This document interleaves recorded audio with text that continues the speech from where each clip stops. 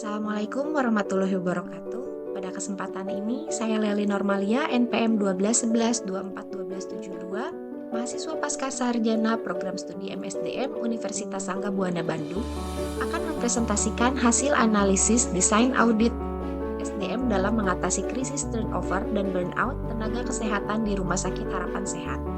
Untuk memenuhi nilai UAS pada mata kuliah Strategi Perencanaan dan Audit SDM dengan dosen pengampu Dr. Farida Yuliati, SH, SE, ME.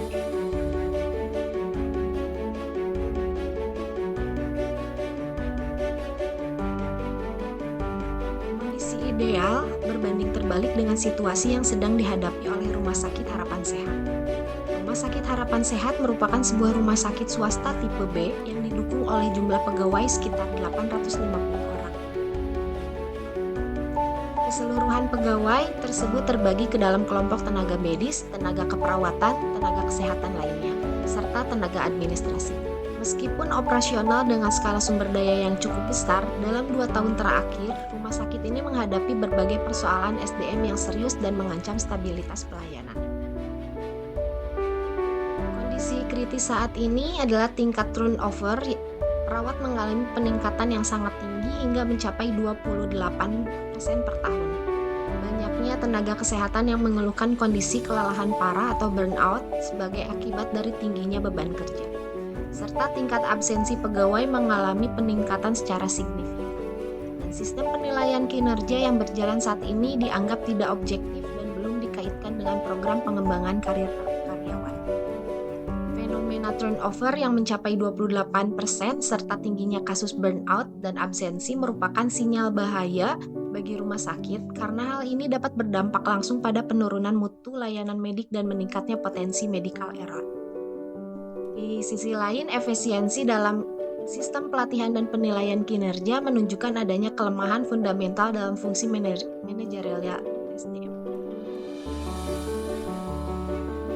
Tujuan analisis ini untuk mengidentifikasi secara objektif akar permasalahan strategis SDM di rumah sakit, menganalisis perencanaan kebutuhan SDM yang selaras dengan beban kerja nyata, menyusun desain audit SDM menyeluruh pada 6 fungsi utama HR, merumuskan strategi retensi jangka panjang key performance indicator, dan pemetaan roadmap implementasi.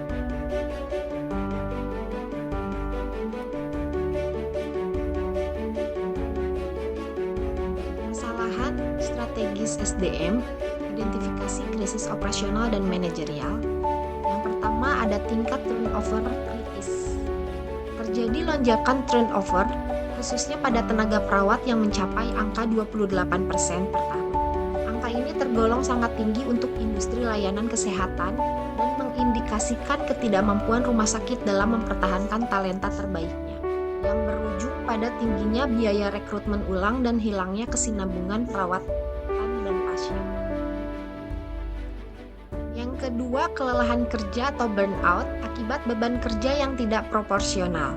Banyak tenaga kesehatan yang mengeluhkan burnout akibat beban kerja yang terlampau tinggi. Dalam konteks klinis, kesehatan fisik dan mental ini sangat berbahaya karena dapat menurunkan konsentrasi dan meningkatkan resiko kesalahan medis. Peningkatan angka absensi yang signifikan. Tingkat absensi pegawai mengalami peningkatan secara signifikan. Hal ini merupakan manifestasi langsung dari burnout dan menurunkan motivasi kerja. Absensi yang tinggi pada fasilitas kesehatan tipe B dengan 850 pegawai ini akan mengganggu jadwal shift dan semakin membebani pegawai lain yang hadir.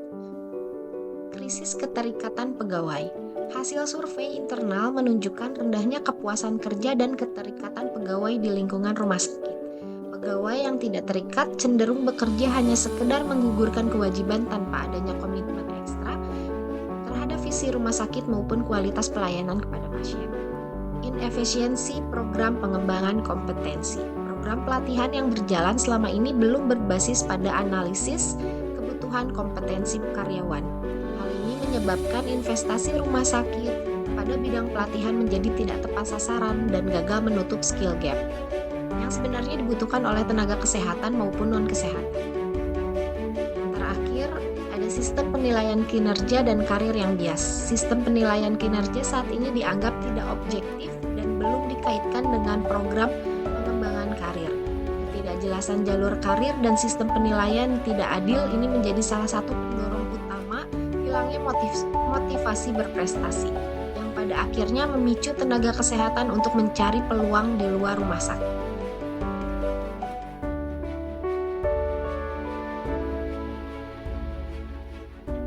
Analisis perencanaan kebutuhan SDM. Berikut adalah strategi perencanaan proaktifnya. Yang pertama adalah pelaksanaan analisis beban kerja. Kelelahan atau burnout yang masif menunjukkan bahwa distribusi pekerjaan saat ini tidak rasional. Rumah sakit harus segera melakukan perhitungan ulang beban kerja, misalnya menggunakan metode Workload Indicator of Staffing Need yang direkomendasikan untuk fasilitas kesehatan. Hal ini untuk memastikan rasio antara jumlah karyawan dengan jumlah tempat tidur pasien, terutama di ruang intensif dan IGD, sesuai dengan standar keselamatan dan tidak membebani fisik maupun mental pegawai. Yang kedua adalah strategi bantalan ketersediaan SDM. Dengan tingkat turnover sebesar 28% dan tingginya angka absensi, rumah sakit berada dalam kondisi kekurangan tenaga kerja secara terus-menerus.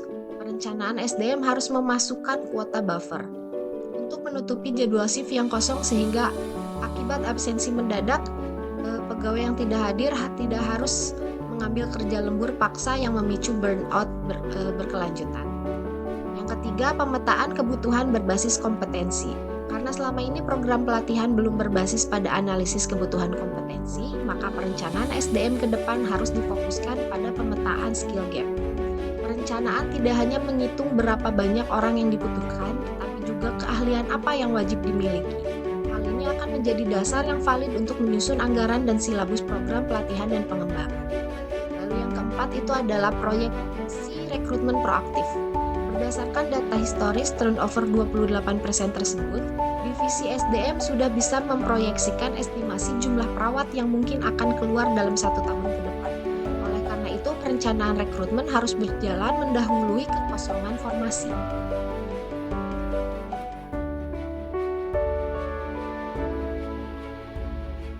Desain audit SDM guna mengidentifikasi celah antara praktik SDM saat ini dengan kondisi ideal di rumah sakit harapan sehat, dirancang sebuah matriks audit SDM yang komprehensif. Audit ini mencakup 6 ruang lingkup utama sesuai dengan instruksi direksi, yaitu evaluasi terhadap perencanaan SDM, rekrutmen dan seleksi, pelatihan dan pengembangan, manajemen kinerja, kompensasi dan kesejahteraan, serta hubungan industrial.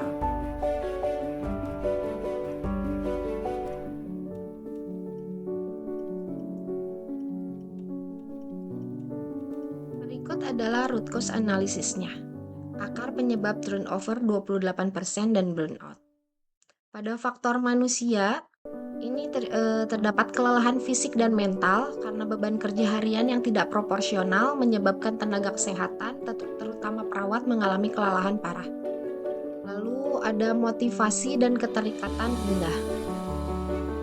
Survei membuktikan adanya tingkat kepuasan kerja dan employee engagement yang sangat rendah, membuat pegawai tidak memiliki ketahanan mental untuk bertahan di lingkungan kerja yang penuh tekanan. Lalu yang kedua ada metode dan proses. Penilaian kinerja yang bias. Sistem penilaian kinerja saat ini dianggap tidak objektif. Hal ini menciptakan demotivasi karena pegawai merasa kerja kerasnya tidak dinilai secara adil. Lalu ada ketidakjelasan jalur karir, penilaian kinerja yang belum dikaitkan dengan program pengembangan karir sehingga pegawai merasa terjebak pada posisi yang sama tanpa prospek masa depan yang jelas.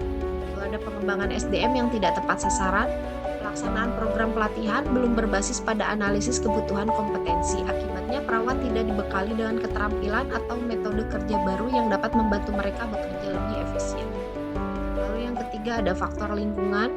Tingkat absensi pegawai yang meningkat secara signifikan menciptakan lingkungan kerja yang reaktif atau chaos. Ketidakhadiran sebagai pegawai memaksa pegawai yang hadir untuk menanggung beban kerja ganda yang pada akhirnya mempercepat proses terjadinya burnout. Lalu yang keempat, untuk faktor kebijakan manajemen, tidak adanya kebijakan khusus dari rumah sakit untuk menyeimbangkan rasio beban kerja pasien dengan jumlah pegawai aktif. Pembiaran terhadap beban kerja yang tinggi ini menjadi pendorong utama tenaga kesehatan memilih untuk mengundurkan diri.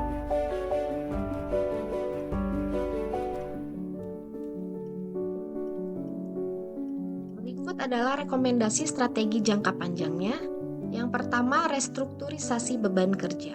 Manajemen harus merestrukturisasi pembagian tugas operasional secara fundamental. Langkah pertama adalah menghitung ulang kebutuhan tenaga medis secara kuantitatif menggunakan metode Workload Indicator of Staffing Needs. Berdasarkan perhitungan ini, rumah sakit harus menerapkan strategi buffer staffing, yaitu menyediakan tenaga perawat cadangan pada setiap pergantian shift. Strategi ini bertujuan untuk memutus rantai efek domino absensi sehingga perawat yang hadir tidak terpaksa mengambil beban kerja ganda yang memicu burnout. Yang kedua adalah transformasi manajemen kinerja berbasis sistem informasi. Untuk menghilangkan bias objektivitas dalam penilaian kinerja, rumah sakit harus bermigrasi dari sistem manual ke Human Resource Information System. Sistem ini akan melacak KPI setiap pegawai secara otomatis dan transparan. Dengan digitalisasi ini, data penilaian kinerja tidak lagi bersifat subjektif berdasarkan opini atasan semata, melainkan berbasis pada data pencapaian tugas nyata. Hasil dari HRIS ini yang kemudian diwajibkan menjadi syarat mutlak untuk promosi dan kenaikan golongan. Lalu yang ketiga ini adalah ada pengembangan pelatihan berbasis training needs analysis. Rumah sakit harus merombak kebijakan pelatihan agar sepenuhnya didasarkan pada pemetaan kompetensi atau training need analysis. Pelatihan tidak lagi dilakukan sebagai formalitas, melainkan difokuskan untuk menutup kesenjangan keterampilan teknis dan non-teknis. Selain itu, rekomendasi ini mencakup pembuatan kerangka jenjang karir klinis yang transparan agar perawat memiliki motivasi jangka panjang untuk bertahan di rumah sakit harapan sehat. Lalu yang keempat ini adalah peluncuran program pemeliharaan kesejahteraan karyawan. Sebagai strategi retensi untuk menekan angka turnover, rumah sakit perlu meluncurkan program kesejahteraan fisik dan psikologis bagi tenaga medis. Program ini dapat berupa penyediaan ruang istirahat yang layak, layanan konseling psikologis gratis, dan penyesuaian paket kompensasi lembur yang lebih kompetitif. Kepedulian institusi terhadap kesejahteraan mental pegawai akan membangun kembali tingkat employee engagement yang saat ini berada pada titik terendah.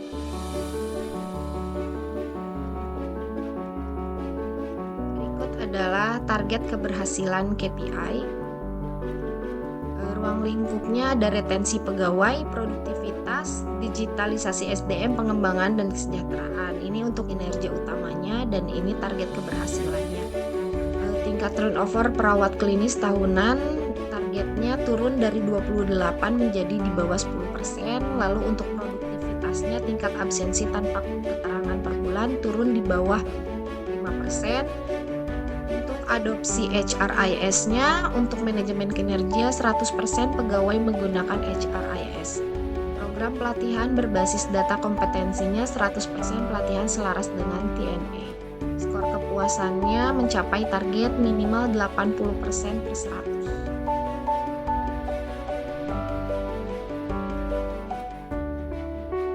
Ini untuk roadmap implementasi selama 12 bulan. Pada kuartal pertama ini ada analisis dan persiapan. Dilakukan audit dan perhitungan ulang beban kerja. Melaksanakan training need analysis untuk seluruh tenaga medis dan non-medis. Pemilihan vendor atau pengembangan internal modul Human Resource Information System untuk manajemen kinerja.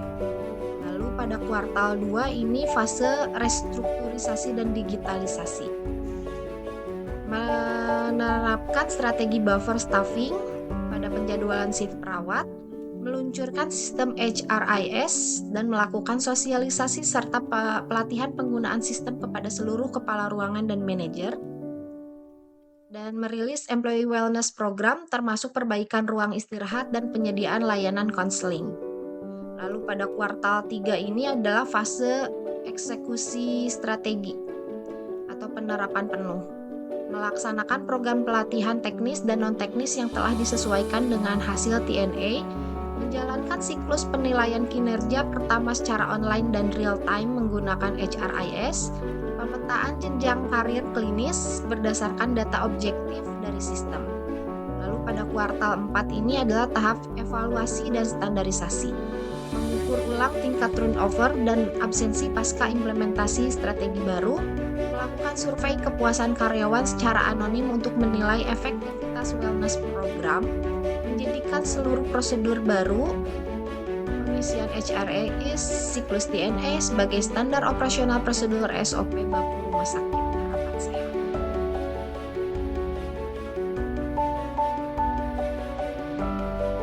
Berdasarkan hasil audit dan analisis mendalam terhadap krisis sumber daya manusia di Rumah Sakit Harapan Sehat, dapat ditarik beberapa kesimpulan utama. Yang pertama, krisis sistemik bukan standar isu individu.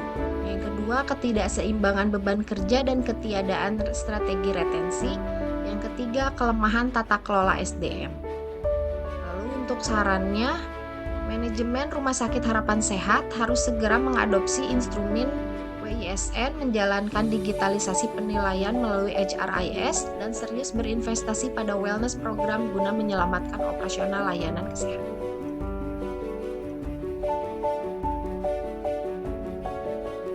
Sekian presentasi dari saya. Terima kasih. Wassalamualaikum warahmatullahi wabarakatuh.